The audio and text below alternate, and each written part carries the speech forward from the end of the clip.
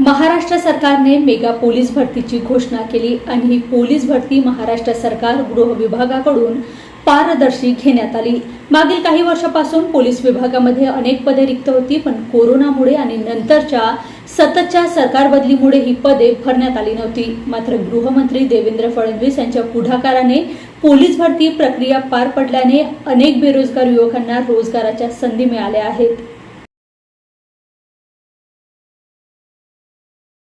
राज्यातल्या पोलीस दलाला अधिक सक्षम करण्यासाठी गृहमंत्री देवेंद्र फडणवीस यांनी अनेक पावलं उचलली आहेत। त्यातील महत्त्वाचं पाऊल म्हणजे यावर्षी राज्यात 14,294 पदांची भरती करण्याचा निर्णय घेतलाय। राज्यातील बेरोजगार तरुणांची संख्या आणि पोलीस दलातील मनुष्यबळाची कमतरता हे पाहता महायुती सरकारनं पोलीस भरती करण्याचा निर्णय घेतलाय। राज्यातील प्रत्येक जिल्ह्यात पात्र युवकांना पोलीस भरतीमध्ये सामावून घेतले गेल्याने अनेक होतकरू तरुणांना रोजगार मिळालाय। त्यांच्या घराच्या आर्थिक उन्नतीचा मार्ग मोकळा झालाय आणि शासनाला प्रशिक्षित मनुष्यबळ मिळाले।